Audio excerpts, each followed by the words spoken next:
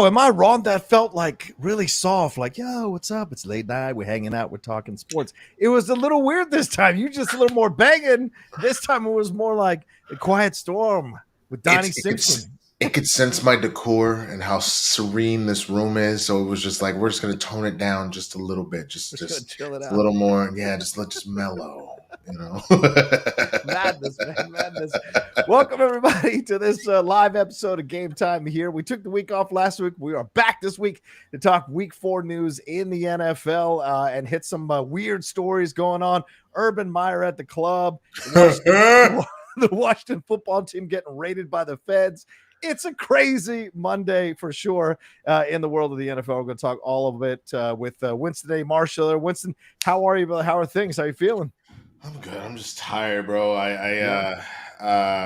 So the one thing is they've shifted up some of the shifts I do for Citizen from 9 a.m. to 7, which just means that, in order to properly make sure I'm camera ready and good to go, I'm up at 6:30. And some days I can't.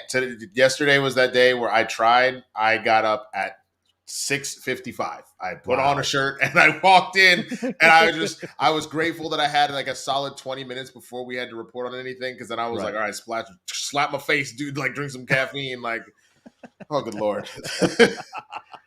So I'm good, man. Just on the hustle, because obviously that's not the only thing I do, and so, but that is the main thing right now. So just a lot of bouncing back and forth. But I guess I would return the question to you. How are you, sir? I'm good. 50 shows. Yeah, I'm good. It's, kind of trying to hold on to the horse as it's bucking and rolling all around, and you don't know what's going on, and people doing reaction videos, staying up till 4 a.m. and all this madness. And so just opening the doors to so many things and kind of exploring it for sure, bro. But sports is where I can come back to and be okay, this I can understand, this I can handle, this I know, no matter how crazy it gets, it's what I know. And Winston, you must be feeling great. 3-1 with the Cowboys, only lost to the Super Bowl champion Buccaneers. I mean, you must be feeling pretty good about how they've been playing, and certainly how they started out playing this weekend.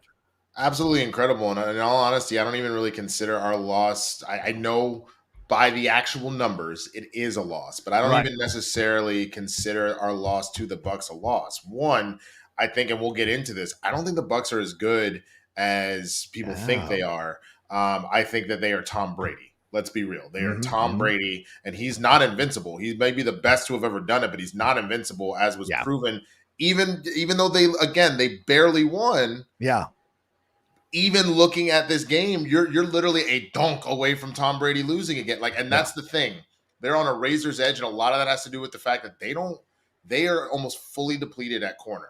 Yeah. And that is going to start to catch up with them hard. I mean, you had to bring in Richard Sherman off the scrap heap to help you out. I mean, that tells you right there how desperate you are. Maybe 2 or 3 other teams were looking at Richard Sherman, everyone else going young, everyone else trying to recruit out of college in those draft picks to be able to not pay them that much, but get some great service out of them. And you're seeing the Buccaneers are suffering. You're right. Absolutely. In the secondary. And it's showing up. It's showing up for sure. I mean, Mac Jones looked like he was on his way to being a great quarterback after that performance last night over the supposed vaunted Bucs defense, I mean, I think that's the big thing that we have to remember. The Bucs defense isn't good for dealing with actual playmakers at quarterback. They're great at stopping the run.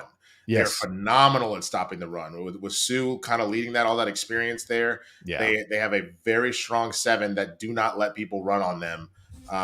And so it's going to be up to the quarterbacks to do it. And if you have a competent quarterback, again, look at what Dak did to that team. Yeah. Look at what Matthew Stafford did to that team last week. Jesus. They are going to have a much longer road than you think. Yeah. And again, if you don't have Tom Brady, I think the Bucs no one's talking about them. Yeah. And you got Gronkowski out for a number of weeks now with the ribs injury.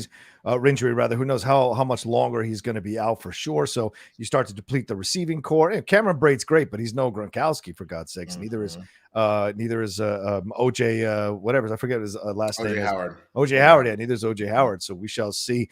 But we're going to get into all the week 4 news. You want to start and we're going to answer your questions. Streamlabs, SuperChats. Send them in to see the Streamlabs address right there in the middle of the screen up top there. So send in your questions and your thoughts and comments. And JTE will join us at 6 o'clock to talk about the Tom Brady returning to New England story. So we're going to wait on that story until JTE shows up. But until then, we're going to talk all kinds of big NFL news. Thoughts. Yeah, I'm sure he does.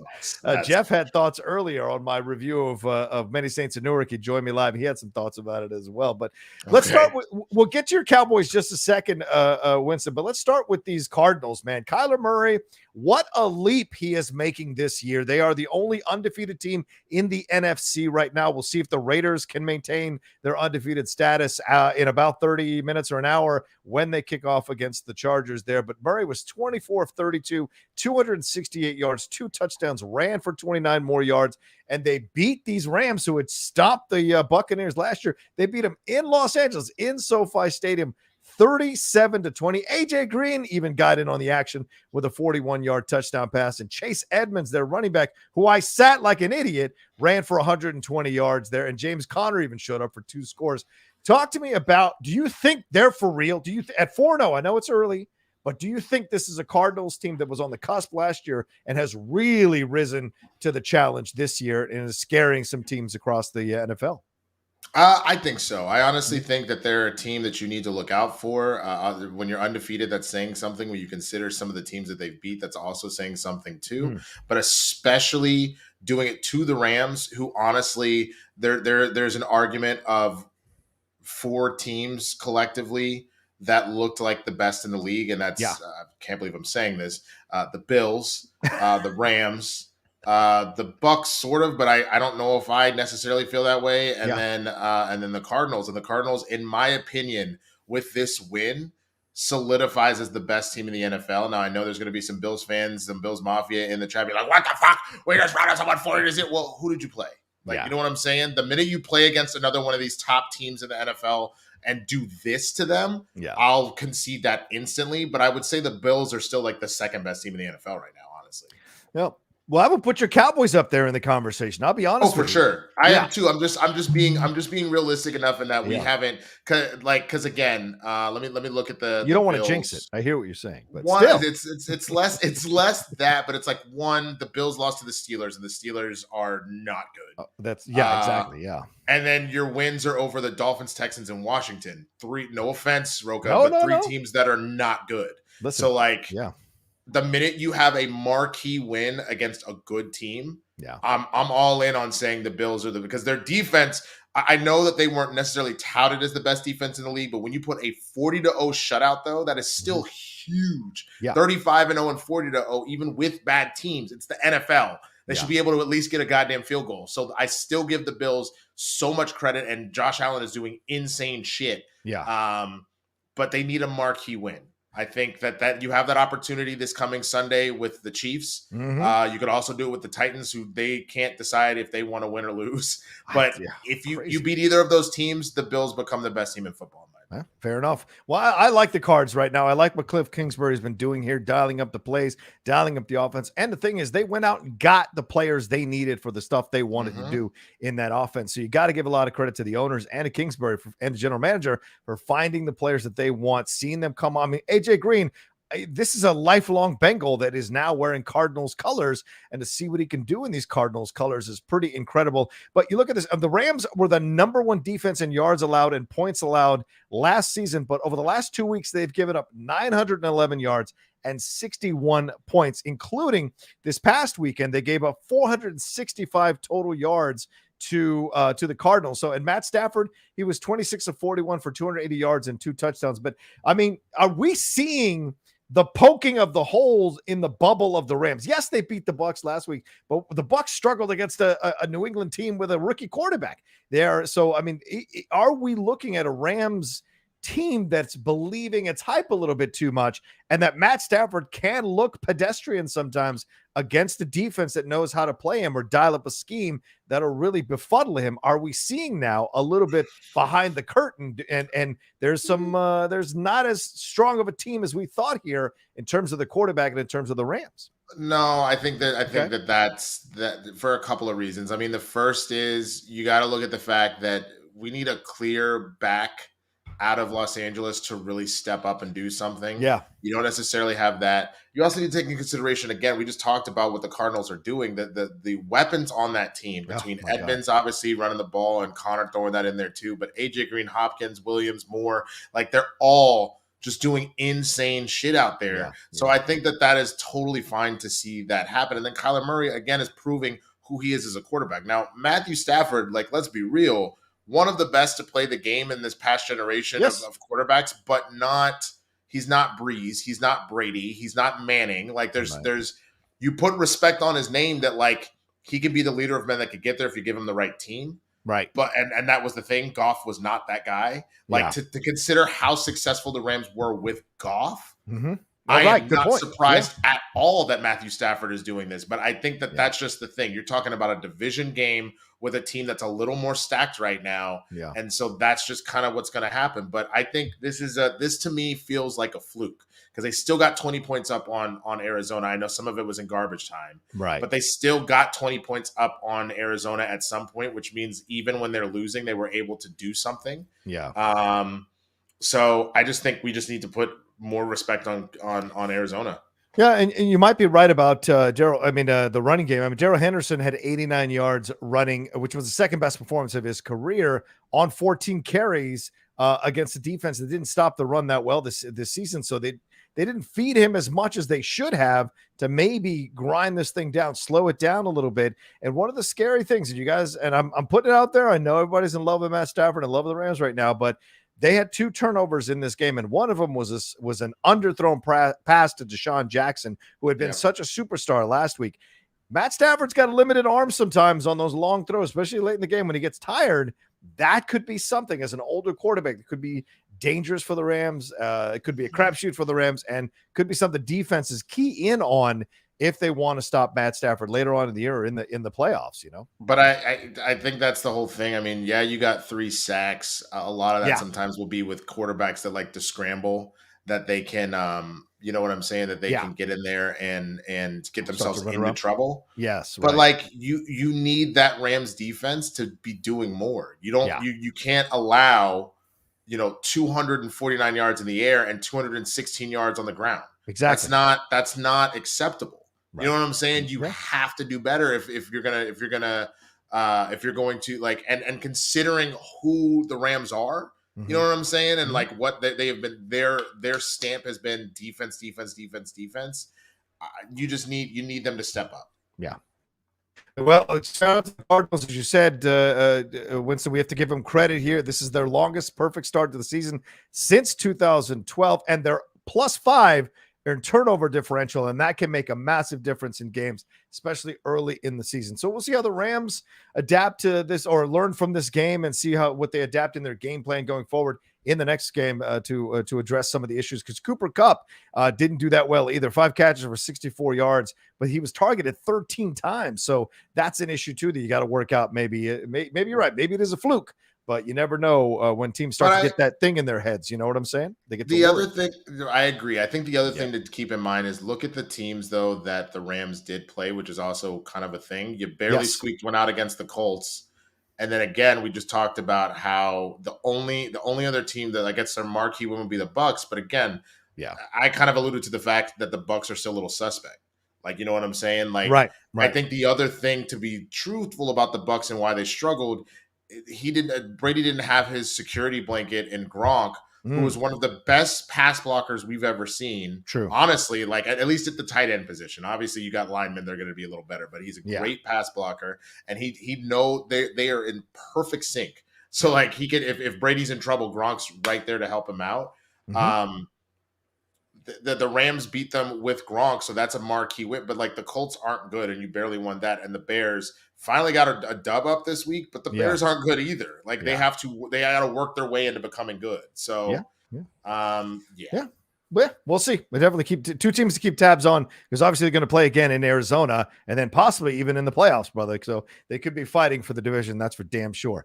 Josh Mabry in here says they are spreading the ball around, these Cardinals. Through 4 games, Green, 15 catches, 248 yards, 2 touchdowns on 24 targets. Christian Kirk is 16 catches, 244 yards, 2 touchdowns on 18 targets. Hopkins, 17 catches, 225 yards, 3 touchdowns, and more. Yeah, 16 catches, 211 yards, 1 touchdown, 18 targets. Will it stay balanced? Oh, I think so. I think that's why Kingsbury got these guys, because he understands that this is the best way to exploit Kyler Murray's abilities and to implement Kingsbury's offensive schemes. Listen, we may start talking about Kingsbury down the road like we talk about Paul Westphal, like we talk about the Golden State Warriors.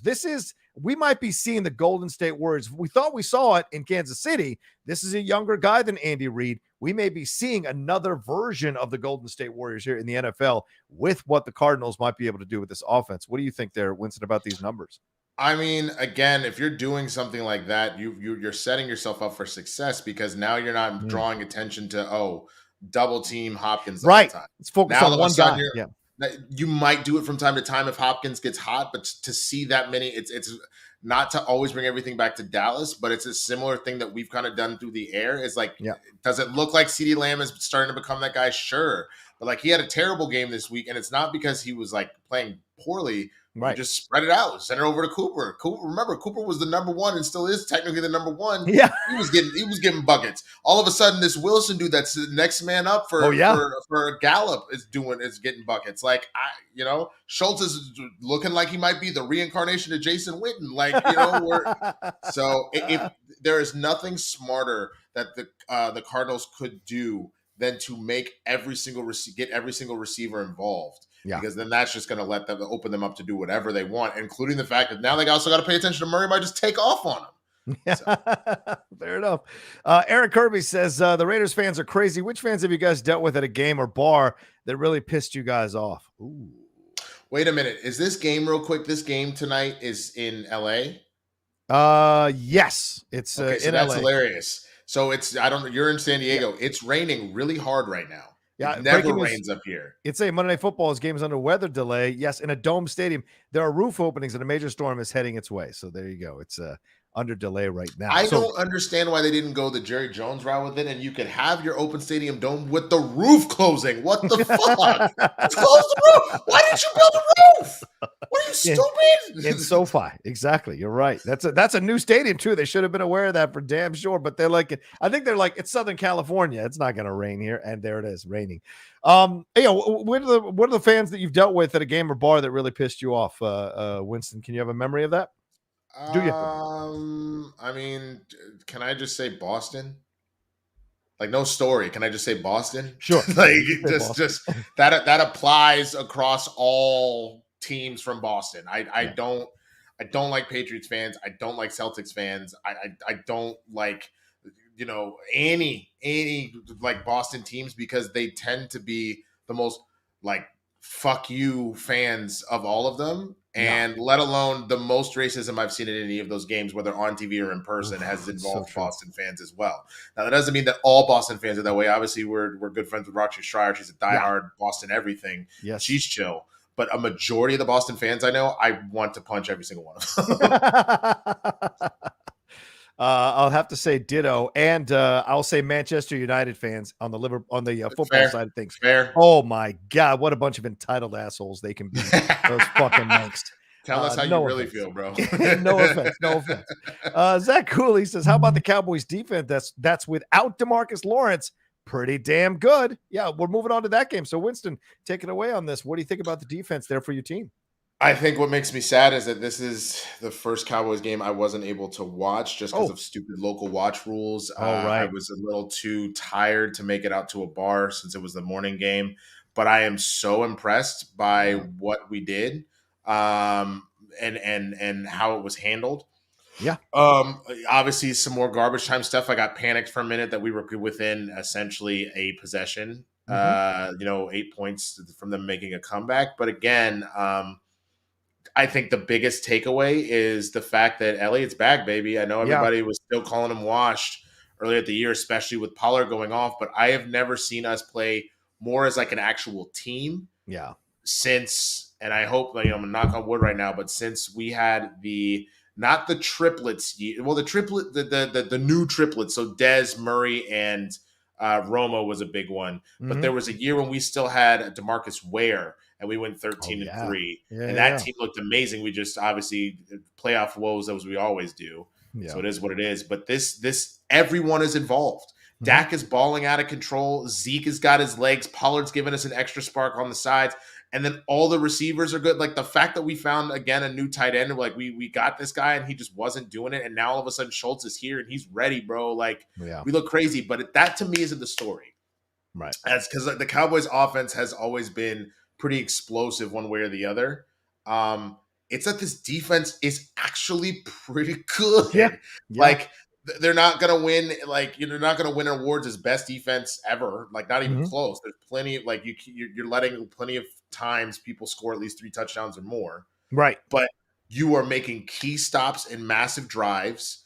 Trayvon Diggs is a monster. Oh my God. He has had 5 interceptions in 4 games. He had 2 this past week against Carolina, and one of them against, I want to say it was the Chargers. I could be wrong, but one of them for a pick 6. Like, you know what I'm saying? Like, homie is out here balling, bro. So I'm loving what we're doing right now. I really, really am. And I can sense, even with some of the success that the NFC East had this week, I can hear, like, after what we did to Jalen Hurts, I can hear your team and New York being like, fuck, man, fuck. Oh, yeah. That's it doesn't look good. It's scary to play your team right now in the division. I'm like, I think we can beat the Eagles twice. I think we can beat the Giants a second time, but we'd have to steal one against the Cowboys. If we're lucky to steal one against the Cowboys, it's possible, but to have any shot of getting in the wild card, that's what needs to happen for us, because clearly we like to play it close with shitty teams. Anyway, yeah, but let's give some stats out for what Winston was referencing here. Ezekiel Elliott, 20 carries for 143 yards. Pretty incredible game. Dak Prescott threw for 4 touchdown passes, and they beat an undefeated Panthers team. Yes, they didn't have Christian McCaffrey for this game, but Sam Darnold did his best to ball out, scored 2 touchdowns himself. But Elliott helped to roll up 245 yards on the ground after the Panthers had allowed just 135 yards in the first 3 games. Tony Pollard got himself 67 yards in this whole situation. And listen, they were down 14-13 at halftime. So this wasn't like they were stomping on the Panthers from the beginning. They were down, and they eventually got into this game and got it going and took care of business. I'm just like, well, okay, I got a question. Did they go for 2? Is that why because again, I couldn't see the game. Yeah. They went for 2 once. Okay. I thought Zerline missed another fucking extra point, and I was like, he is on thin fucking ice. Like I almost felt like he already, like if I didn't watch him win the game at SoFi on week 2, I'd be like, fire that bitch. I'm tired of his shit. I'm done with it. But okay, it's good to know they went for 2, and that's what did that. Because I was like, why the fuck is it 13-14? What the fuck is this? So, all right. Yeah. Well, he spread it around too. Did Prescott? He threw it to Blake Jarwin for 18 yards for a touchdown, 35-yard pass to Amari Cooper for a touchdown, 6-yard pass to Dalton Schultz, and a 23-yard pass to Cedric Wilson, which and the last one was set up by, as you mentioned, Diggs' first interception of the game. Darnold, as I said, 2 rushing touchdowns. He was 26 of 39 for 301 yards, and more caught 8 passes for 113 yards. So you look at the situation, and look, the Panthers might feel bad about losing this game. You know, any loss, you're going to feel bad about this, but this shouldn't take the shine off Darnold. I thought Darnold, although he struggled against this strong Cowboys defense, he did eventually start putting up points. He did eventually start figuring it out. And without Christian McCaffrey, that's a tall order. Ask Teddy Bridgewater. That is a tall order to win in Carolina without Christian McCaffrey. He is so essential to this team. So the fact that they even made it a game against a very strong Cowboys team, I think the Panthers deserve a little bit of credit here. I'll give them credit. I won't lie. I am not looking forward to when, if we have to play them in the playoffs, having to deal with Christian McCaffrey if he comes back. Yeah. At all. Like, miss me with that. But at the same time, the one thing with Christian McCaffrey that we have kind of seen, though, and that's the thing, your best ability is your availability, bro. Yes. He can't stay healthy to save his life. Like, I had given up on Barkley when he got injured at the start of the season too. I had already, at least from a fantasy football standpoint, I don't touch Barkley or Christian McCaffrey with a 10-foot pole. I took Barkley one year, the first year he got injured, and it completely boned my season.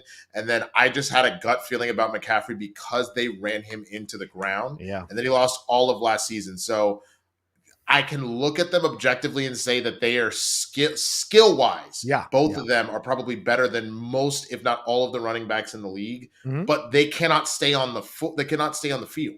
Yeah. So that's big. If they want to rest McCaffrey all the way into the playoffs, maybe get him in week 18 or something, or week 17, and get a quick make sure he's good. And then let him be the playoff run guy, they'd be terrifying. But I can't guarantee he's going to make it through all 17 games that the team has to play. He already has missed 2. Well, that's the conundrum with him, because you need him in the regular season just to be able to qualify for the playoffs. But then again, if he gets hurt in the regular season, you might not have him for the playoffs because you really need him to win in the playoffs. So his availability, it's about the timing of his availability that also matters in the situation. No, it's LA, bro. You don't hear lightning out here. I feel like I'm back home all of a sudden. Damn. I just heard. I was like, oh yeah. We heard one earlier down here in San Diego. It's raining a little bit down here as well. So yeah, there's a little bit of it can get scary out here, ladies and gentlemen. It isn't all sunshine. All right, so we'll see what the Cowboys do here. A nice 3-1 start for them, matching Carolina's now 3-1 start as well. But listen, they hassled Prescott and threw him in, and he had more incompletions in this game than he'd had in the previous game. So certainly that defense is not a bad defense. So they've got some good building blocks there in Carolina. We'll see how they deal with the McCaffrey loss for a little bit, and if they can bounce back and steal a couple of wins, we shall see. But the Cowboys look like they are moving into the premier level of the NFL this season for sure. I'm ready for it, man. Yeah. All right, let's move on to Patrick Mahomes and the Chiefs here, stopping our NFC East rivals, the Philadelphia Eagles, 42-30. Remember, they're coming off a 2-game losing streak here to the Ravens, and then to the Chargers last week. So they bounced back here, get the victory over a game Philadelphia team, and this was Andy Reid returning to Philadelphia. He earned his 100th career win for the Chiefs. He became the first coach in NFL history to win 100 games with 2 teams. Jesus Christ. I didn't even know that. Jalen, though, no slouch, threw for 387 yards and 2 touchdowns, but they just couldn't keep up with Kansas City in this situation. And they had 3 touchdowns, and our friend Ryan Nelson tweeted about it yesterday. 3 touchdowns that were negated by a penalty, and they settled for field goals each of those times inside the red zone. You're not going to be Kansas City if that's how your offense goes through this thing. They're beating themselves. There's something specifically about a young-led team that you have a tendency to see more penalties. Yeah. Kansas City's only issue for the 2 games that they lost, it was uncharacteristic of them to turn over the ball as much as they did. It was very weird. The minute you got rid of that, what do? You put up 42 points on a team. You know what I'm saying? They were their own worst enemy. And that's the same with the Eagles and with the Chargers, in my opinion. We'll see what they do today once the lightning delay is over. You are talking about young QBs that are making bad moves. In this case, obviously, that you didn't have any interceptions, but you had 2 fumbles. You know what I'm saying? Like those 2 big fumbles. And that's you can't do that against the Chiefs. Like you absolutely cannot. That's going to bite you every time. That's going to bite you every time for sure. When you look at this Eagles team, eventually they're going to have to put this thing together. But I mean, Jalen is trying his best to kind of keep that number 1 spot. You know, you're starting to hear murmurs that people think maybe they didn't make the right choice and what have you, but he's able to put points on the board. And I don't think this is a talent-rich Eagles team either, Winston. You know, we've watched the Eagles for decades in our division kind of do it with the Scotch tape and some glue and get these teams that somehow either win divisions or get into the playoffs, but they never really make much noise except for that one year they won the Super Bowl with a backup quarterback. So it's incredible. It's interesting to see this Jalen Hurts situation, and they're blaming Jalen when they haven't really loaded the team with that many offensive weapons to help them out. No, I mean, I agree with you. Devontae Smith showed up. Like that was the thing that I think people were waiting for. It's like you went all in, you traded up to go get this kid. True. When is it going to be like a thing? You know what I mean? And this was the time Like he did, but it just Right. wasn't. It was too late. It was you were in too big of a hole. Right. I mean, give Jalen Hurts some credit. You threw almost 400 yards and 2 touchdowns. Yeah. You would really hope that you would get, if you're going to throw for essentially 400, that you're going to look at like about 4 touchdowns. You know what I'm saying? That you're hovering around the idea of a touchdown every time you go down the field. Yeah. But still, kid balled out of control, man. It's got you 47 yards on the ground as well. Yeah. I think give them some time and give them an O-line. The Eagles are going to be very terrifying in a few years, but it's not going to be this year. It's not going to be this year. That's for damn sure. You're right. And you look at this. You look at the gentleman you mentioned here. Smith caught 7 balls for 122 yards, career high. He had caught a total. He had received. He had 150 yards receiving, rather 115. That's it over 3 games. So he matched or surpassed his total in 1 game. From the previous 3 games. And another part of this that I think is very interesting, it was 28-23 at one point in the game before Mahomes found Tyreek Hill a couple of times for touchdowns. So it wasn't like the Eagles were blown out from moment one and never kind of made it close. 28-23 late in the game. That's not a bad situation to be in. So there is some hope if you're an Eagles fan for sure. But Kansas City, we'll see what they do with this victory, if this kind of gives them a little more confidence. But I mean, almost giving up almost 400 yards, Jalen Hurts, that's got to scare you as a coach, that your defense and your secondary has got some work to do, especially in a pass-heavy NFC West, what he's going to be able to come up with here, Andy Reid. So he's got some work to do for sure. Let's see. We got a super chat that came through. Let me put it up on the screen here, and that is from Josh Mabry again. He says, "Seeing how much better Darnold and even Tannehill have played since getting away from Adam Gase, is there a worse coach like ever?" Nagy.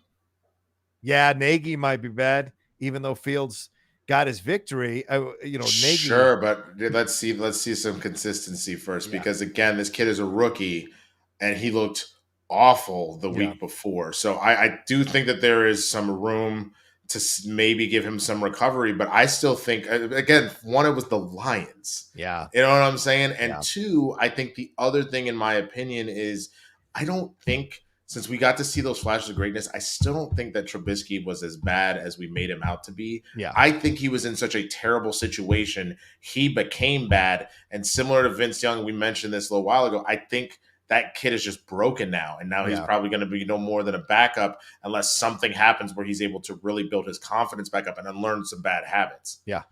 It's like Sanchez. Once Sanchez lost that fire or lost that spark or whatever he'd had in those first few years under the Jets, as the Jets quarterback, he was done. It was toast, mental toast, man.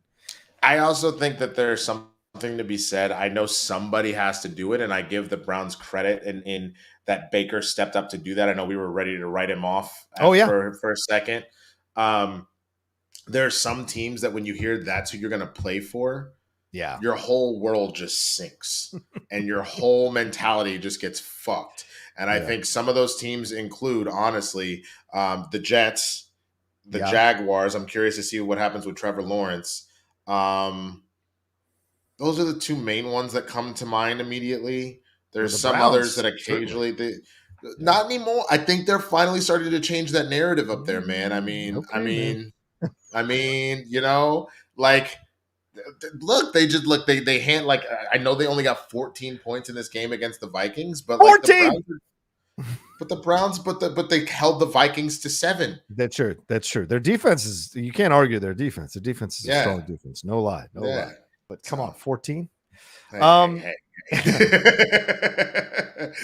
Roberto Arsenal said in a Streamlabs, he said, who would you bet plays more this year? Injury-prone Tua or injury-prone Garoppolo? I am a Raiders fan, and I'm so happy with them, but it sucks to have Mahomes and Justin Herbert in the same division. Can the league make the Texans and the Chiefs switch divisions, please? No, Roberto, we can't. Oh, they can't. But yeah, who do you think plays more, injury-prone Tua or injury-prone Jimmy G? What do you think? I am more inclined to say Jimmy. Yeah. Just because Tua's injuries seem to come more fast and furiously. And IMAX is here, so you can correct me if I'm wrong. I believe their O-line is worse than the San Francisco one. Mm-hmm. So you have a better chance of, once Jimmy's back in there, staying upright. Yeah. I can't necessarily say that about Tua or anybody down in Miami. Yeah, Tua's been getting injured since college. So to me, I don't believe that guy is going to stay upright for an entire 17-game season ever. I just don't see it happening. And Jimmy G, since he had that leg injury, he has not been the same player, and he's been unable to capture that magic and unable to stay healthy. So it's a sad situation for sure on both those sides of the ledger. All right, let's move on to Russell Wilson here. The Seahawks, they talking about the NFC West here. They got a victory over their NFC West rivals, the 49ers, 28-21 here, and it wasn't easy. They went 3 and out on their first 5 drives, and it looked like maybe they were going to fall prey to these 49ers, and we would start to hear these mutterings, this chattering, getting louder and louder about Russell Wilson and Seattle, whether they're the right fit or not for sure. But Wilson ended up recovering and won for the 100th time as a starter in the regular season, joining Peyton Manning as the only quarterbacks to ever do that in their first 10 seasons. That's pretty incredible of a stat. I'm surprised Tom Brady is not in that conversation. But maybe because he got hurt in one of those early first 10 seasons and was out for that whole year, maybe that's why he wasn't able to get to that situation. Yeah. So pretty incredible stuff again, it's funny. Does anybody have a good O-line? Because Russell Wilson doesn't either. It is very uncharacteristic of him under normal circumstances for him to only throw for 150 yards. That's kind of wild. Yeah. And to have won this game when you only had 150 yards, 149, but 150 yards, you only had about 105 on the ground collectively. Yeah, collectively. That wasn't from one dude having nobody stepped up in the run game. You know what I'm saying? I think everyone keeps saying, yo, the NFC West, it's so dangerous. No. I think the NFC West is just the Rams and the Cardinals. You remember how it used to always be the Niners and the Seahawks? Yeah. And the other two were along for the ride? I think the power dynamic has shifted because I think part of what was doing that was Seattle. Seattle and San Francisco really had defenses, but Seattle had the more elite defense. The Niners had the more elite offense, and then they both could do it. And now you're looking at a situation where Arizona has the more elite offense. I think the Rams have the more elite defense, and they can both kind of do everything. I think we have fully seen a power shift in which of the two teams are at the top of this because both of these teams look pathetic, in my opinion. Yeah. It's a great call. Certainly, I don't trust the Niners for anything. Whoever's under center on that squad right now, it doesn't inspire confidence in me. If I was a 49ers fan, no way. I don't believe in Jimmy G. And Trey Lance is still too far away from knowing if he's going to be a good quarterback or not in this league. But you're right. Russell Wilson connected with DK Metcalf for 12 yards, ran in a touchdown himself, then threw a 13-yard pass to Freddie Swain, and then later Alex Collins added a 14-yard touchdown when he ran in there in the fourth quarter. But Jimmy G was knocked out as the super chat we just read here. Jimmy G was knocked out at halftime with a calf injury, and Trey Lance went in there. Now he threw a 76-yard touchdown pass to Deebo Samuel. Thanks for the fantasy stats. But they finished 9 for 18 for 157 yards. That's 50%. With 2 touchdowns, 41 yards rushing, and a 2-point conversion. So you don't know what you got in this kid. This kid only played 1 game in college last year. Now he's, he might be starting for your team going forward here. We'll see what we have, but I mean, those aren't great numbers to step in at halftime and be able to take on this Seahawks defense. But it was still close, Winston. It was only a touchdown, 28-21 at the end of the day. So. Yeah, I mean, I guess the other part of it, to give Trey Lance a little bit of credit, the last thing you want to have happen is for your backup, especially a rookie backup, to have to step in against a division rival or a potential Super Bowl contender. Now, the Seahawks they're not a Super Bowl contender at this moment, but they are a division rival, which means that other team knows them better than anything. True. And now you're taking someone that's inexperienced and you're essentially feeding him to the wolves. Yeah. So I'm impressed that he's thrown at least 50% to start. He's going to have to do better than that, but at least considering what it was, I'm here for that. And he still ended up with 41 yards with his legs. That's impressive to see that in an opening debut. But yeah, man, I don't think San Francisco's good. Those 2 wins that they had earlier this season. Let me see again. What against the Lions again? The Lions, and then the Eagles again. The Eagles. So it's that's the funny thing to me is I get a win as a win, and there's going to be some good and some bad teams. But sometimes I'm just like, really, bro? Like, you know what I'm saying? So. Totally fair. Totally fair. All right, let's see if we got any more. Keep sending your Streamlabs, ladies and gentlemen. You want us to answer your questions, send them in. You see the address there above my Winston and I's heads. And also, I pinned it in the chat. So send in some support and thoughts and comments that you want us to read here on the air. Let's move on to Aaron Rodgers, a guy who's been an Iron Man in this league for the most part as he's played as quarterback for the Green Bay Packers, possibly in his final season. I think everybody suspects his final season. He stomped on these all of a sudden very vulnerable and lost Pittsburgh Steelers 27-17. He threw 20 of 36. He was 20 of 36 for 248 yards. And he connected with Randall Cobb. You know this guy, Randall Cobb, 2 touchdowns and ran for another score. And they won their 3rd straight after that debacle against New Orleans to start the season. So what do you take from this game? Have the Packers righted the ship? And how lost are the Steelers? Ben looks 95 years old out there now all of a sudden. Even though he did throw a 45-yard touchdown pass to Deontay Johnson, he does not look like he has looked in the past. And this doesn't feel like Ben's just kind of working it out and he'll get into the rhythm. This feels like a Steelers a team that is going to not do well this year and may end up like 7-10 or 6-11 by the time it's all over. I am really concerned that this, I hope it doesn't happen, but that this could affect Tomlin's job. Oh yeah.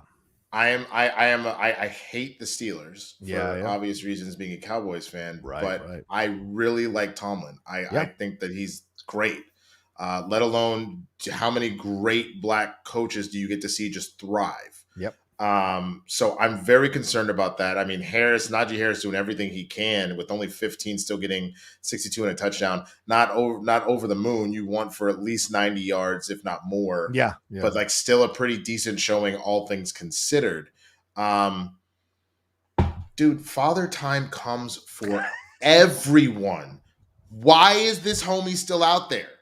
I honestly don't understand why he is still out there, but it is what it is. It happens. Yes. Zero judgment. Just like do what you got to do. And we're beginning to see the beginning of the end of Roethlisberger. I honestly believe. Yeah, I mean, this is carrying over from last year, dude. Yeah, they won that game in Buffalo, which now looks like an incredible fluke to start the season. But they've lost 3 straight now, and this feels like the same swoon that started happening towards the tail end of last season for the Steelers team, and especially in that Browns playoff game where they got absolutely demolished. So, and they don't have a backup quarterback. Mason Rudolph ain't going to save this season or save this team in any way, shape, or form. No, so that would be funny. If that happens, I'm actually here for it. Yeah. If Mason Rudolph does it's not gonna happen, but if it happens, I'm fucking here for it. Now, I know Browns fans are not gonna like that. You know, if Matt Thomas is watching, he's cursing my name right now. Probably, but that would be hilarious. Mason Rudolph. Oh my God, that would break my heart to see him slide in here. It just wouldn't be possible, man. I just don't think it's possible looking at this team. But the Packers, I mean, are we back to talking about Aaron Rodgers again? Are we back to this is just what the Packers do type thing? Apparently we were all misjudging the whole situation because this guy looks like he is back in form again with this Packers team, and they've won 3 straight. So Pittsburgh losing 3 straight. We see the problems here. Packers winning 3 straight. Are we starting to see them kind of get into form, get into, you know how you are when you're working out in a treadmill, you get that you're starting out like, okay, let me get my body. Once your body gets warmed up, you are killing it on that treadmill. So are we seeing the Packers warming up here and ready to kind of take on this entire NFL and maybe get themselves a number 1 ranking coming out of the NFC? What do you think? I mean, hold on. I want to look at some stats of them. Okay. No. And I'll tell you why, because again, it's all about who are you playing? Yeah. You got destroyed by, again, it's game 1. It's game 1, it's week 1. You got destroyed by the Saints. Yes. Your wins now include the Lions, the 49ers, who we just talked about, are not good, and then the Steelers, who are also not good. None of those teams are good. Fair. Now, if you go up against the Bengals, who have kind of showed a little bit, That's something. Right. I don't think their first real challenge, honestly, is until they play Washington. Or the Cardinals. Cardinals play Arizona. Yeah. Then you got to go Arizona and Chiefs back to back on the road. Yeah. But otherwise, they've got about as easy of a schedule. And I'll be real, I'm very aware that the Cowboys have an easy schedule. That's what happens when you have a shitty year the year before. Right. You get a lot of scrubs because it's based on where you rank in your division. You play other people in your conference at that same level that previous year. So I'm very aware that A, the NFC East is still soft as hell, and B, I think we ended up, third last year? Let me pull up our schedule real fast. So our running schedule, again, I don't want to bring everything back to us, but our first major, I think, challenge since the Bucs is going to be up against the Chiefs right before Thanksgiving. And then Thanksgiving, we play the Raiders. But Giants, Patriots, Vikings, Broncos, Falcons. Yeah. None of those teams are at 50. I don't think. True. I think all of those teams are below 50. It's a good point. So Green Bay, Saints below 50, Vikings winless. You barely the Niners are barely at 50 right now. The Steelers 1-3. The Bengals is going to be a test, but the Bears, whatever. The Washington, whatever. The Cardinals, here we go. Here we go. It's a brutal stretch here. You mentioned this: Cardinals, Chiefs, Seahawks, Vikings, Rams. That's a brutal stretch. No matter how you slice it, the Vikings have a tough defense, as the Browns found out. The Rams certainly can shake them up a little bit. The Seahawks, you don't know what you have in the Seahawks, and certainly the Chiefs now are on this mission to kind of prove that they're not suffering some Super Bowl hangover. And Cardinals are out to prove that they are a team to be reckoned with. So even worse, now that I think about it, it's worse than that, actually. Now that you think about it, Cardinals, Chiefs, Seahawks, Vikings, Rams. Yeah. The Bears are still a divisional game. True. Which is a good point. That you never know. Right. And then you still have to deal with the Ravens and the Browns immediately after that. Yeah. That is 8 potential dagger games. Right. And again, your wins so far are against people that are not good. Yeah. So if Aaron starts balling on some of these other teams, I'll shut my mouth, because he's still Aaron Rodgers. He's still a 2-time MVP, a Super Bowl MVP. There's a lot to be said about who Aaron Rodgers is. But that horrendous loss, again, week 1, I get it. Yeah. If the Saints can do that, that means that there is potential, and the Saints don't look great right now. There is potential for the Packers to have another sort of collapse one way or the other. So we'll see. We shall see. I want to highlight some comments here. Has Ben Roethlisberger? That's rough. That is rough. That's a good one, though. Ooh, that's good. That's good. Joshua, answer your emails. JMB says Father Time comes for everyone except for Rocha. He is Father Time, that's for sure. I was going to say, glorious skin for what are you, 45? Yeah, sure. Yeah. This century? Yes, I'm 45 this century. Oh, I'm sorry. I meant 145. My fault. Great skin for 145, Rocha. Thank you. Mason Rudolph, fantastic 314 says Mason Rudolph can carry the team till Aaron Rodgers gets there. Aaron Rodgers on a Pittsburgh Steelers team with Mike Tomlin as their coach. That is scary, dog. Don't do this. Is scary. We're not going to do this. We're not doing this. Absolutely not. No. I just don't see him going to Pittsburgh. I just don't see that makes sense. Nor do I think Shailene going, oh yeah, I'll go to Pittsburgh in the summers. No way that's happening, y'all. Anyway, all right, let's move on to one more game before JT shows up so we can talk about the New England game. And that's my Skins. Well, not my Skins anymore. My Washington football team, my WFT team, somehow, some way against this crappy Falcons team, we were able to come back and win this game. Winston, Taylor Heineke. I mean, I know we played a crap game against those Bills, but damn if that guy can't ball out against teams that are around their talent level or around not as good as they are, or maybe around that, in that group of teams that are not that good, he can do the job. And they won 34-30. And I was just surprised at how well he was able to play. He was 23 of 33 for 290 yards and 3 touchdowns, 2 of them in the final 4 minutes of the game to give them the victory. what do you take away? Is this luck? I mean, that pass he threw, I don't know if you saw it, but that miracle Hail Mary, I'm on the playground just tossing it up for a guy pass that he got a touchdown with was insane. But the McKissick one was all McKissick. It was just Heineke keeping the play alive till he could find him. It was the fifth read, apparently. What do you take away from this? Do we scare you in any way, shape, or form? Do you think this kid is the real deal, or is he a Gardner Minshew? What do you see? I mean, normally, you know what kind of beef I have with the Washington football team, but my only beef with y'all this time is that you went and just let your tight end get hurt like the first play of the fucking game, and I got 0 points off of homie. Ditto. Like that was soul crushing. Yes. And the funny thing is I'm in a league with Kristen. She's playing her first year of fantasy football, which she's apparently murdering everyone. Of course. She finally took her first L this week, but she also had him. And so she was like, why is there a 0? I don't understand. I'm like, he must have got hurt. And she was like, fuck. And that's exactly how I felt. I was like, this is bullshit. Here's the whole thing, I think, specifically with Washington. I think that you guys will be scrapping it out with it's hard to say if it's going to be the Eagles or New York, but probably New York for the second place. I'm not going to go ahead and crown us right away because anything could happen. Someone could get injured, etc. But right now, if you're just looking at the 3 teams in the division versus us, you guys are really just kind of like you're right there in that bubble. But like you said, you got to do it with Heineke, so you're not quite sure what's going to happen.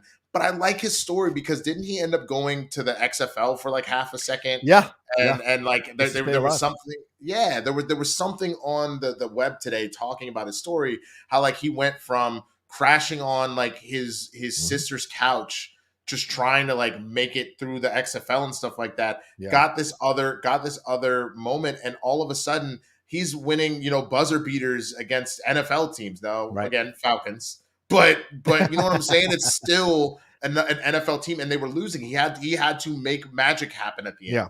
Yeah. Like that's awesome. Those are the stories you like to hear, regardless if that's your team or not. Yeah, and we'll see if he can get it done. But he's going to have to get it done because this defense is for shit, Winston. We are having some real hard times with this defense. I'm going to tell you that right now.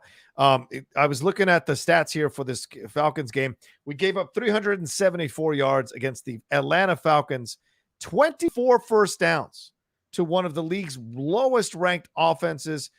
Third downs, Falcons converted 10 of 16 chances on third down. That's an issue. And it keeps happening. We keep making everybody look like they're motherfucking Tom Brady. And I think this is going to blow up in our faces. And if we have to work this hard to beat Atlanta, here comes New Orleans with Jameis and all their weapons. Damn. Dude, how do you guys have defensive rookie of the year Chase Young and be this bad right now? He can't sack anybody. Yeah, that's wild to me, you know? He can't seem to sack anybody, which is really frustrating. So I don't know what the situation is, but we shall see. All right, let's get into some Streamlabs. Anyway, we'll see what happens. New Orleans Saints, but Atlanta, we can say. But I like Terry McLaurin balled out yesterday. Certainly McKissick stepping in for Antonio Gibson, who was hurt a little bit. So who knows what we got? This is going to be one of those wild rides. I've never received more texts from Mark Ellis to start a season than I have this season. And also my best friend from back home, Maurice, who is the city manager of Chapel Hill, North Carolina. We have been watching our team since we were 15 years old. I've never received more texts in the last few years than I have this season over this team. So clearly there's something about this team that has a little bit of magic or attraction for the fans. And I haven't seen this since I think RG3's rookie year. So who knows? But no one's talking about Fitz and no one's wanting Fitz to come back through that door. So we're going to ride or die with Taylor and we'll see how far he can take us. But if we can beat some crappy teams and maybe steal a few victories over some good ones, you never know if we can slide into that wild card. We shall see, man. We shall see. Yeah, it's funny. It just depends. Like, I think I've been so used to the Cowboys just being bad. There's part of me that's like, why aren't you already like trying to just say fuck it and like get some good picks for next season? But it's like it's week 4. So if you can do it, you never know because other teams could get hurt. You guys could start getting on a roll. Like nothing is set in stone. Like, you got to fucking go for it. You got to play the games. I don't know what's wrong with me because if that's the case, then essentially, the Patriots should have just won every Super Bowl all the time, always. Yeah, it's true, so. Dude. We're one missed field goal and one sack or tackle away from being 0-4. So I mean, it's just crazy that we're 2-2 right now. It's just the way it's bouncing for us, and we're very, very lucky. All right, we got some Streamlabs to roll through. Let's answer those before JT shows up here. Mild mannered comic nerd says, "Hey guys, great show so far. Not really a football fan, but I can listen for an hour. LOL. Question: would it ever be possible to get you, Matt Nost, along with Winston and Jay, to do a show for Game Time? I feel it would be mind blowing. Thanks again." Yeah, I've talked to Matt, but Matt usually records his Settle the Score show during our time. Maybe I should have reached out to him as we adjusted the time today, and I might be looking at doing the show later on Mondays, just before Monday Night Football. So maybe that'll free up time for Matt to come on. It's always about timing with Nose because he's doing things and he's always working on stuff. So we shall see. But I think it'd be fun, Winston, for the four of us to get together. Yeah, I think it would be fun for sure. I mean, the big thing for me is always just scheduling. Yep. Like sometimes I have to work that late shift. Like today, like I'm obviously here, but that's why this wasn't a mid-afternoon show because I was on all day. So it just really depends. Yeah. But I'm here for it. Yeah, I'm sure Jay would be too if we can wrangle him. Jay's super busy as well. Fredtastic 314 says, my problem with the quote bend don't break defense is it comes down to who has the ball last. That's a great point. It's true. Sort of. I agree. Okay. But the whole point of bend don't break, meaning that's the moment, like losing that last possession like letting them score means you broke.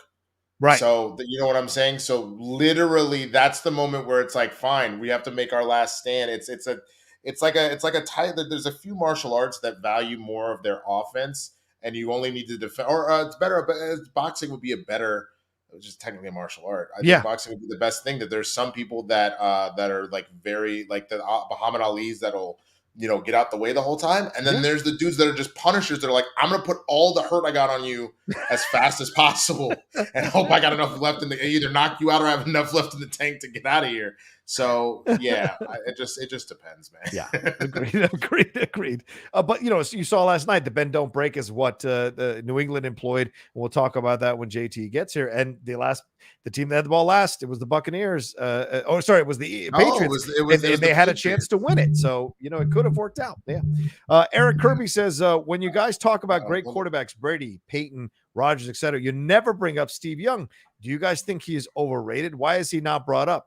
Well, Brady, Peyton, and Rodgers are a little more current, so we don't bring up Steve Young. But Winston, do you think he's a great quarterback? Who? Steve Young. Is Steve Young a good My nigga hasn't played since Why are we talking about Steve Young? Yeah. What? Eric Kirby is upset that we have not mentioned Steve Young when we talk about great quarterbacks. He's wondering if we have a thing about Steve Young. We have only been talking about quarterbacks that are playing right now. When was the last time? I brought up Romo one time because I'm a fucking Cowboys fan, and that was just to bring up a point of when we were good. Yeah. Like you brought up RG3 once, like years, like months ago. You know what I'm saying? Ain't nobody brought up random quarterbacks on teams that don't matter. Like, you know what I'm saying? Now, if we want to have a conversation, some of the best quarterbacks of all time, of course. Yeah. You guys lucked out like a motherfucker and got Steve Young and Joe Montana back to motherfucking back. That's insane. Yeah. But what? And then had Jerry Rice and Terrell Owens back to back. So San Francisco got lucky like a mofo when they had their time for sure. Steve Young is a great commentator. How about that? What the fuck are we talking about? I like Steve Young. He's a good guy. I thought I enjoyed watching him, but all that stuff about him, like backstabbing Montana, and then he did win that Super Bowl. I think he only won one Super Bowl. Is that correct, or was it two? I can't remember. But he it's great. It's fine. He's a good quarterback. Absolutely, I'm never going to say that. But he's not one of the greats in my mind. I don't see him as one of the greats. He's one of the pretty good quarterbacks. I don't see him as one of the greats in my mind. But that's just me. All right. Yeah. Well, y'all never talk about Bart Starr. I don't know if put some respect on Bart Starr's name. Okay, that was pretty good. That was pretty good. That was pretty good. Oh my God. No, I'll never talk about no Bond Star. You ain't shit. You ain't shit. You ain't never gonna be shit.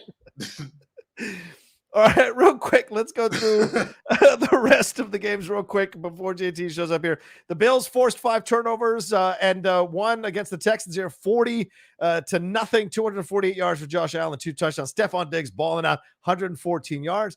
The Ravens knocked the Broncos from the unbeaten ranks and knocked Teddy Bridgewater out of the game. They won 23-7. Lamar Jackson doing his thing, 316 yards and a touchdown. The Browns beat the Vikings, as we mentioned, just 14-7, but Nick Chubb did get 100 yards rushing. Baker only threw for 155 yards. I don't know if anyone else is worried about this who's a Browns fan.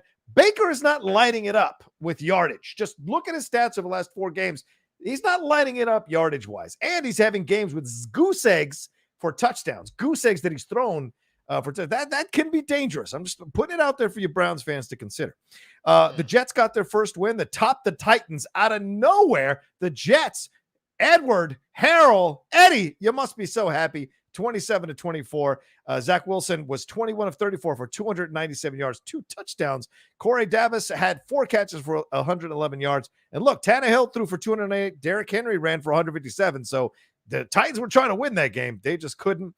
Daniel Jones, my friend Sean Barreto's quarterback there, he threw for 400 yards against the Saints with 2 touchdowns. And they got the job done, beating Jameis Winston and the Saints 27-21 in overtime. The Colts got their first win of the season over the sputtering Dolphins 27-17. Carson Wentz threw for 220 yards and 2 touchdowns. And Jonathan Taylor ran for 103 yards. Remember Marlon Mack? Neither do the Colts. All right, the Fields. I'm just saying, Justin Fields and the Chicago Bears got their first win of the season as well, beat the winless Lions 24-14. Which one of these games stands out for you, man? Oh, wait. Oh, JT showed up. Should we bring him in? Yeah, go for it. All right. JT, what's up, brother, man? Welcome to the show. Yo. What up? All right. Can you hear me? Yeah. Sorry. All right. I'm back. I'm just rocking my Patriots. I got my Ray Finkel shirt on because they missed the field goal. I represent both sides here. That's a good question. I was wondering how you felt. I wanted to ask Roxy as well. Like, my favorite thing in the whole world is watching. They spent the whole week talking to Patriots fans about how they felt and shit. And all of them were like, I mean, what? He fucking left. Like, what the fuck am I doing with him? But I mean, that's always Tommy. Tommy's my guy, all right? I'm always going to love him. Like, my favorite one was some woman. She was like, I mean, it's like watching an ex-boyfriend go and get married. Like, I'm not going to be happy about that, but also he was the love of my life. Like, so I got mad respect for the fact that they were mad cool with everybody, like with Tom there. I'm sure that must have been very unreal for Tom to like be, cheered when he fucks up in the house that he built. I'm sure that can't feel great. Yeah, it was weird watching it. Like, at the end of the day, though, I wanted the Patriots to win. I mean, that's my team. The weirdest part for me was there was like a few minutes left and Tom Brady has the ball to take the lead. I'm just so used to being on the other side. Yeah. Where Brady has the ball with 2 minutes to go, and I'm like, woo, we go win this game. And it's like, oh, no, we're going to lose this game because Tom Brady is about to go down. I mean, listen, Antonio Brown missed that second ball in the end zone. I think that was catchable. In the first one, I don't know, it was a miscommunication, but he was wide open. Yep. Pretty much both those plays. They easily could have gone up a touchdown, so field goal wouldn't even mattered. Yeah. We got lucky. We held to a field goal, and I don't know. I get where Belichick is coming from, going for the field goal. It's 4th and 3. We've had like -1 rushing yards. It's raining. Yeah. Nick Folk is like, same age as Brady. So like, I get why he went for it. He probably had a better chance of Nick Folk. I mean, he missed it by that much. Yeah. But the problem was there was a minute left. Brady would have had the ball with a minute left. Oh, true. We saw Aaron Rodgers do it with 37 seconds just a couple weeks ago. Yeah. We probably would have lost even if we hit the field goal. Yeah. I don't think so because of that rain. I'm very aware of the fact. I am very aware of the fact that it's Brady, and I'm very aware of that because we played him week 1. Yeah. We left him a minute, and he did that exact thing to us. So I'm not going to pretend like that's not a thing. But he's notoriously is bad in rain. He had a bad game yesterday. Like, it was good enough to win For sure. I wouldn't say he has a history of playing bad in the rain. I mean, playing in New England, he's played in snow, rain. He's played in all that stuff. Well, but snow is so different than rain. Snow is different. But I think his miscues last night were due to the emotion, due to being in there. He just was off. He just looked off from the get-go. It was the whole game. I can't really – Mac Jones was throwing it in the rain, no problem. Mm-hmm. He was connecting like crazy in the rain. I don't think it was the rain. I think Brady – was just a little overhyped, over-emotional. The same thing happened to Peyton Manning when he went back to the Colts. Mm-hmm. And I think that's what it really comes down to for the most part. Yeah. I mean, go ahead. Yeah, so Mac Jones was 31 of 40 for 275 yards and 2 touchdowns. That's pretty crazy. Only 9 incompletions when you're playing the GOAT in his house that he built, for God's sakes. And you're going up against, and you've got that coach. Brady broke Drew Brees' NFL career passing record during the game, during a hurry-up. And they wanted to stop the game, and Brady was like tossed to the sideline and said, "Let's keep going." That is a winner, dude. That's Brady, right? That's Brady. I don't give a fuck about this. I'll deal with it afterwards. I need to score a touchdown. He just cares about the W in front of him. Like, I'm not gonna. Where we got momentum right now, that's what any player should do. If you have momentum, you're not gonna stop to have a little. Oh, good for me. It's like no. I mean, I disagree with that for one reason and one reason. Like, I thought the same thing. I was like, oh shit, he ain't fucking around. But like. Remember when Drew broke that record and he did it on a fucking touchdown. He did it on like a 60-yard bomb. Well, that's and then they were out here being like, like for like a good 5-10 minutes. Well, if Brady threw a touchdown to win it, then maybe that would have allowed him to, soak it in, celebrate a little bit. But they were like on the 15, 20-yard line. They were like in scoring position. They couldn't take a timeout to. I love how they would have tried, and Brady would get the fuck off the field. I mean, do you remember when they beat Atlanta? Like everyone rushed the field, and Brady was like, "Get off the field." Yeah, they still have to review it. He wasn't celebrating until that review came through. Like he's not rushing. But I will throw something else out there for you, JT. Yeah, you mentioned the emotion, you mentioned all that, but also I was reading this great breakdown of what Belichick's defensive game plan was against Brady here in the Ringer, and it was a great statistical breakdown. They absolutely shut him out of the middle. This is where Brady loves to play, and it is in the middle, and this was Belichick's plan. They rushed 3 defenders, they dropped back people constantly into the passing lanes. The one time they blitzed him, he got to Cameron break quickly, and so they realized, okay, we can't blitz him. So I think Belichick essentially gave the entire league a blueprint, if you've got a good defense like New England does have, to beat Tom Brady, and that is to shut down that middle. Now, Tom was figuring it out by the 3rd or 4th quarter, but still pretty incredible work by Belichick and the defensive coordinator there. We have good quarterbacks. We have a good pass defense. We do not have a very good run defense. They showed up once in a while. What Belichick was doing is he was showing blitz and then dropping back. He wasn't just playing anything at face value. He basically said after the game, I'm not giving him the same look twice in the same series. Like, we can't keep him. We can't let him get comfortable. Because he's going to read the defense and make the right choice every time. So they were Belichick is literally just throwing every fake out he could to like, hey, we're going to blitz. Now we're going to blitz. So like basically making Brady had to basically, instead of able to like read the play beforehand. He didn't know what the defense was until he spiked the ball and was like, or yelled hot. But the good thing is Brady he's one of the quickest decision makers I've ever seen. So like, you can only do so much. He's going to make the read no matter what. What's crazy is he had almost 3 seconds. He had almost 3 seconds per play. That was his average last night, 2.8 seconds per play. So he had more time to survey the field, but because New England had dropped back so many defenders, he couldn't find these receivers in the usual spots he likes to find them in. Sorry, Winston, you were going to say something.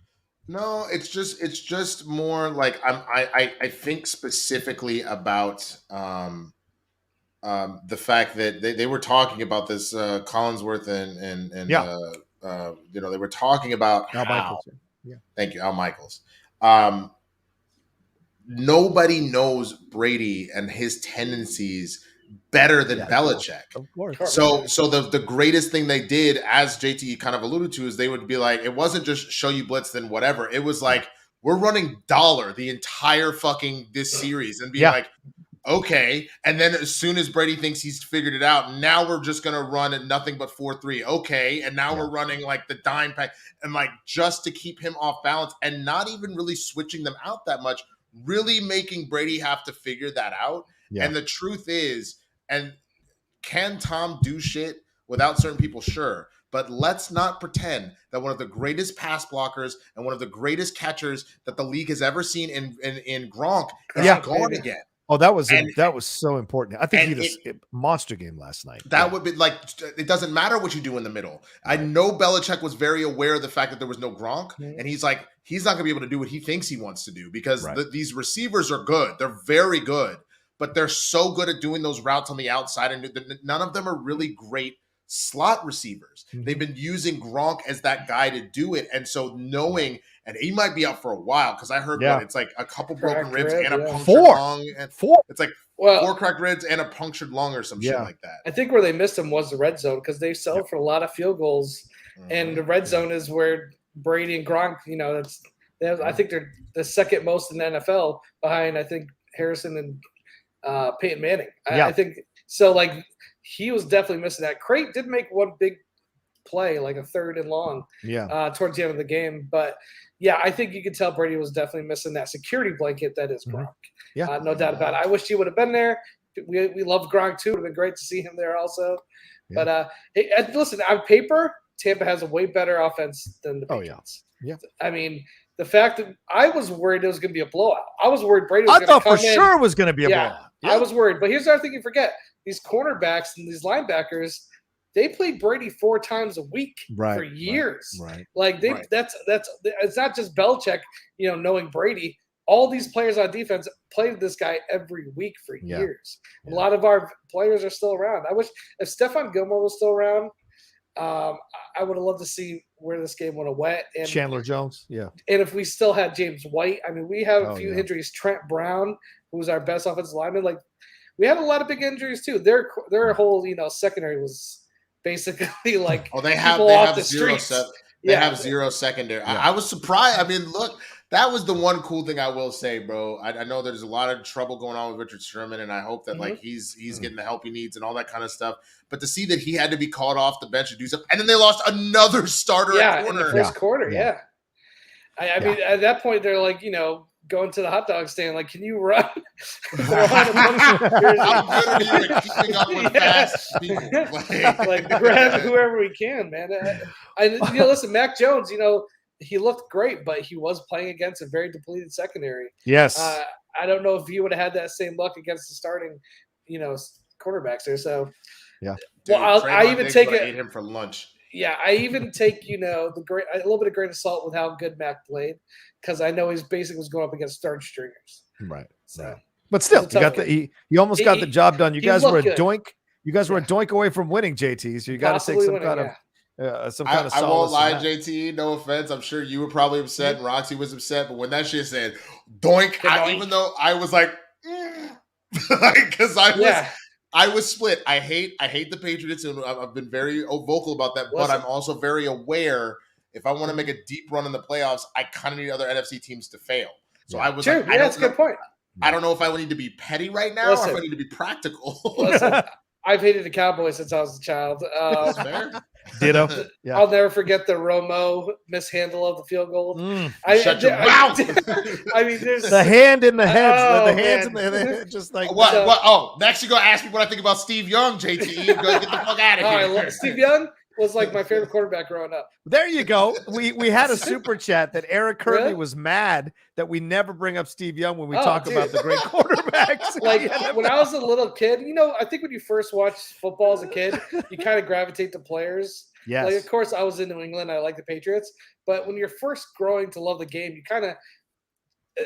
just love players. And Steve Young was one of the first players that scrambled. He was after Warren Moon, but I just wasn't around Warren Moon was playing as much. So Steve Young, to me, was just so exciting. I loved his attitude. I just was a huge Steve Young fan growing up. Yeah. So I immediately didn't like the Cowboys from a very young age. I felt that way about Y.A. Tittle and about Sammy Ball. Oh. Those were the players. Those were the quarterbacks that I watched when I was growing up. Yeah. Josh Mabry says, I'm still waiting for the Jake Plummer hour. Just saying. Jake the Snake. Give him some love. Give Jake Plummer some love for sure. So we'll see. Listen, Patriots are 1-3. It's not great. Yeah. We've lost some games, but this happened last year. There were like 3 games in the beginning of last year where we lost by a point or a missed field goal or the 1 yard line. This team is newer. Yeah. We got all these. Hunter Henry looked good. I thought Jimmy Smith looked good. I like some of the additions that we added. I think Kendrick Bourne is probably the best wide receiver so far that we picked up in the offseason. Yeah. Also, Jacoby Myers went out. I was like scared for a minute there. Thankfully, he came back in. So for me, like the team that we see now is only going to get better, I think, every week. Belichick has always improved his teams, especially with a lot of new young talent and now a lot of new weapons. We might not make the playoffs this year. We have to win this week. We're playing the Texans. Thank God we should beat them. So it's not over, but it's going to be a struggle. We really need to step it up. Our run game is atrocious. Well, with the madness of last year and all the stuff that went down with COVID and Cam and all the weirdness of Cam, I mean, they still went 7-9. So they were close. They were only 2 or 3 games away from possibly getting in those playoffs. So I get it done. They made the right choice going to Mac Jones. I think he looks great. And listen, he threw a couple, like 2 passes that should have been picks. Right. He's still going to make some there's going to be growing pains. He's still going to make some mistakes. Yeah. But he has the best percentage of like any rookie in the last like 30, 40 years, they said. He's playing a lot better than the other rookies playing right now, in my opinion. Yeah. Well, speaking of making mistakes, let's move off of this New England story. Let's move on to this other story. We got to talk about this and what happened over the weekend. You know, the Jaguars weren't just losing on the field, ladies and gentlemen. They were also losing in the club. Here's Urban Meyer getting down with a young lady here. Wait, what do you call that winning? You're saying losing? That's a win. Not when you're married and you have kids at the house. That is not a win. But they were... good point. This became a massive story. There were memes all over the place. They were great with it. I mean, Winston even posted one from the Dave Chappelle show. That's one season he came back, and they posted. Or when it was when he was in Africa. They played the old. It was the Tupac where it's like. The part that's like, how am I doing this? Dave Chappelle, that ain't your wife. Like right as he's about to freak on a girl, and he's like, oh shit! Like someone caught Mac Jones talking about, or not Mac Jones. Someone caught Urban. Right? Yeah, Urban Meyer, that ain't your wife. You got 2 kids. And here's the here's the club? one. Yeah, he was at a club. Why is he even at a club? He apologized. He apologized today. And he said, I was there. We went out afterwards, and some of these people, they were at another restaurant. They had come in Virginia. They asked me to come with them to take pictures. Blah, blah, blah. I shouldn't have done that. I apologize to blah, blah, blah. But then a new video surfaces, the one I was telling Winston about. This one is. I did find it. So let's take a look at this one because this one is uncomfortable as hell. Where are his fingers? So why are his fingers? Supposedly are right in there. Now he was claiming, let's see, those fingers are right there inside her butt. That is not a good look, son. That is not a good look for a man with kids. At all. So Winston, and that's I mean, depth of field is kind of tough there, so we don't know how. Oh, sure, depth of field. I don't know how deep. Was it just? I think we got the truth now. Yeah. Tim Tebow didn't make the team because he knew how Urban rolled, and he was like, Jesus won't let me do this. So he walked away from the sinners since, supposedly, I don't know if you saw, a bunch of morons were trying to say that Tim Tebow was blackballed. Okay. Because he was Christian. That was the argument that someone made, is that Tim Tebow no was one is blackballed. Christian in the NFL. The first video was bad. That one was worse. That's because Urban was claiming that in the first video that the reason his hands were down here was he was trying to stop her butt from touching his penis. Lie. It's just a full-on live. You see 2 fingers in the woman's butt. And I'm gonna need you to send me that video, Rocha, because we're gonna have to play that on Blurds tomorrow. That's definitely gonna be a topic of conversation. Where is she at? How has she not had a TikTok story explaining everything? Couch guy? Oh my God. She'll have a Couch guy was 2 hours of my Saturday. Couch guy was 2 hours of my bro. Damn. But some of these memes, some of these videos are just incredible that they've done to make fun of him. I mean, the one where they used Cal Penn saying, "Oh, did you touch your penis?" The other one, I saw was somebody getting down with a woman and knocks him off the seat. She's getting down with a woman and she knocks him off the seat. So all of this stuff. But I mean, this is just a train wreck of a situation. From the beginning with that strength coach from Iowa, now they're starting 0-4. They've blown 2 leads in 2 games at halftime. Trevor Lawrence, I mean, there's already rumors that he is just done and he's waiting for the right college coaching opportunity to step in so he can get out of there. Rumors were that he was going to try to get that USC job. So this just adds more fuel to the fire. Do you guys see Urban Meyer making it to the end of the season? Well, first of all, when older female goes after a younger man, they call her a cougar. Yes. So a jaguar is just an older man going after a much younger girl. Okay. I think we just have a name for it now. It's also called creeper. It's also called the creeper. Have a good day. Y'all have a good one. God bless. God bless. So we got a cougar, now we got a jaguar. It makes perfect sense. You just took the name too literally. The opinions of JT or JT's only not on the show, but go ahead. Yes. That's hilarious. I mean, I don't know. Jacksonville's a train wreck. Yeah. Do you have a green screen background? You're not really in a hotel right now? No. I was like, where's this guy at? Brilliant. You had me fooled, man. So yeah, I listened. How long was his contract with the Jaguars? How is it like? I think it's 5 years, dude. I think it's a long contract. Out of that after 1 year. Bobby Petrino did. Petrino rolled out on the Dolphins at night. Listen, he has. Number 1 draft pick. It's not going to be. He had to know it wasn't going to be like successful out the gate. Yeah. He needs at least a year to get this team in shape. And I mean, this stuff. I don't know how much this affects that. I don't think the team is really going to do anything. It's Florida. You could do anything down there. I guess. They don't unfortunately. care. Unfortunately. But yeah, I mean, he's apologized to everybody, and we'll see what happens. But I mean, if you're is it Nick Khan or Tony Khan? If you're the owner of the Jaguars or Saeed Khan, like I would be like, oh my God, this is just one thing on top of the other. And some pointed out, Adeep Muhammad pointed out really well. He said Urban Meyer was once teaching ethics classes at Ohio State. That's a bad look. Yeah, that is a bad look. So we'll see what happens. And another story I want to run by you guys real quick is the Washington football team had a federal raid last week at its one of its facilities here. Head athletic trainer Ryan Vermillion has been placed on leave after investigators executed a search warrant at the team's practice facility in Ashburn, Virginia. 2 people familiar with the matter. We're getting this from WUSA 9. They said they say federal law enforcement officials, including agents from the DEA, Drug Enforcement Agency, served a search warrant at Washington's practice facility.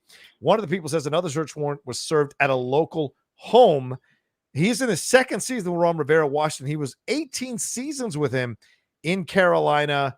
WUSA and I reached out to Loudoun County Police Department, but they referred them to the United States Drug Enforcement Agency regarding the steroids. What do you? This is what I come. This is what I think right? is steroids. It's got to be steroids, right? DEA that falls under steroids. I mean, what? This guy can't. He's not Gus. Yeah, Green. Like he's not selling cocaine out of the locker room, is he? Well, it has to be steroids, right? What do you think, Winston? Steroids? You think it's something else? That's probably. I don't know. I mean, maybe some, wasn't oh my God, how did I forget y'all's coach's name? He used to coach Ron Rivera. Yeah. Maybe it's some sort of like experimental cancer treatment or something. I don't know, dude. Like wow. I'm literally just throwing shit at the walls, throwing spaghetti at the wall and seeing what sticks. I honestly have no idea. It's kind of wild to hear it happen. Yeah. But also Dan Snyder. Yeah, right. Exactly. Working so overtime to change the culture of the team, but still wanted to be in control. Did they say if they found anything, or if they haven't said anything? No, because they're still alert. But they said that that according to one of the sources here, a player was contacted by law enforcement in the spring regarding the trainer's practices, and maybe that person gave up like what he's been doing to keep people on the field, or what he's got, like doing. HGH or something. Yeah, this feels like a bad situation overall, don't you think? I mean, just his position and the DEA. Like, I don't know what else it could be. If there's anything else, I'd be shocked. Yeah, you never want the DEA sniffing around. No, you don't. What the fuck did y'all do? I don't know, man. What's the old Cat Williams? Well, what did he do? Murdered who? I've known him for 5 days. He would never do that. So was he let go? Is he under investigation? No, he's not. They haven't said he's been let go. They're just saying he's under investigation. Okay, yeah. And Cheryl says guilty, I guess. It's the Washington What the Hell team. What WTH? Thank you, Cheryl. Josh saying probably illegal painkillers. Maybe. That's a possibility. That could be it too.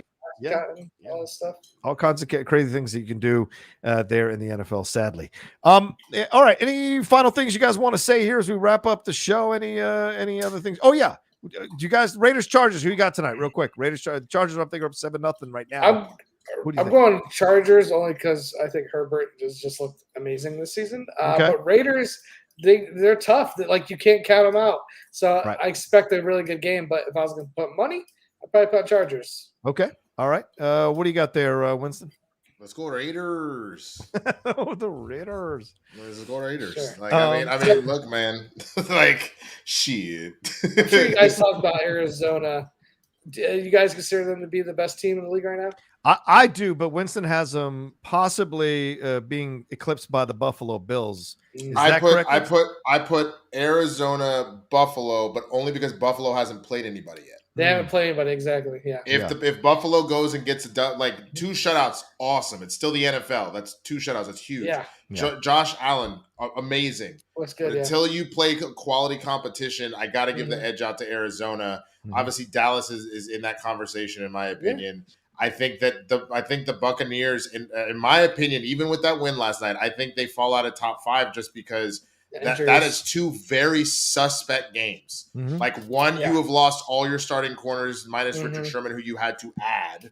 But you lost to the Rams pretty badly, and you barely dunked your way into not losing this game against the Patriots, who are, no offense, but they're 1-3. They're not ready. Yeah, they're not ready. I agree.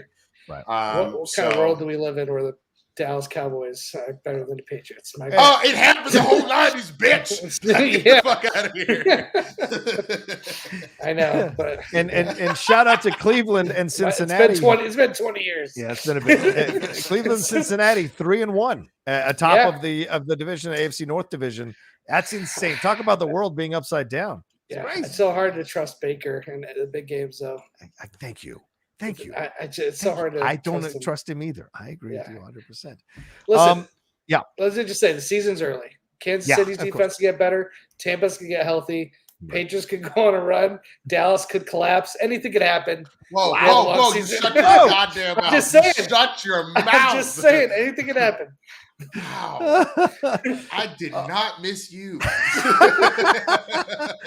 One more thing to throw into the Washington football team story here. This guy Vermillion, who they are looking at, was Washington's infectious control officer managing the team's health and safety protocols for COVID-19. So Jack Del Rio is a hardcore red state Trump-loving fool, MAGA-loving fool. So you got a guy like this. Is Ron possibly on that train? And is this guy a guy who was coming up with fake cards, or maybe coming up with letting the Washington football team play, although they were positive? You know what I'm saying? Like, there's all kinds of stuff now in my mind. If he was in charge of the COVID-19 protocols, he could have faked. Remember, 2 of the players got in trouble for the Broncos. They got fined a lot of money. He could be faking these players testing negative when they're really positive for COVID. That's crazy. I'm so curious to see how the NBA season starts out, because I think Wiggins just got the shot, like, from peer pressure. Right. And Kyrie is like on his own little island. So I can't wait to see who gives in, who stays steady. And that dude's going to lose a lot. If Kyrie doesn't get shot, he's going to lose a lot of money. Yeah, they put on the table how much money he's going to lose. It's a lot. And also Stephen A. Smith. Oh, because it's also where he plays. It's where he is, Yep. Holy shit, that's at least half his fucking games. Yeah. Holy shit. Yeah. Because I thought about it and I was like, oh, yeah, when they're traveling, that's going to be a problem. No. Holy, that's half the home game. Some people are like, some people are like trade. Some people are saying they should trade him. Like, Stephen A. Smith was saying they should trade him. But he's already said that if he's not there, he's not playing. And at that point, I'm literally like, dude, you really don't give a shit anymore. You have all the other stuff you're worried. Just retire. Yeah, just either get the shot or retire. Like, don't stop this shit. So here's the numbers real quick before we get out of here. he would lose $380,000 per game, which would become more than $15 million if he doesn't get vaccinated at any point this season. Motherfucker, if you have $15 million to piss away, fuck you. So at that point, are you trying not to get home field advantage during the playoffs? Like, we don't want to be too good. We got to be just good enough to get not home field advantage. I just want to know what Kevin Durant's saying to him. Like, is KD vaccinated? Is he getting he's out here looking like fucking Draymond talking about, you need to go and get that motherfucking shot. Bitch, I'm trying to win a motherfucking ring. I need you to get this shot, bitch, because of me and you and Harden all need to stay healthy. One of us going down, bitch. Hurry the fuck up. And Kyrie's like, yeah.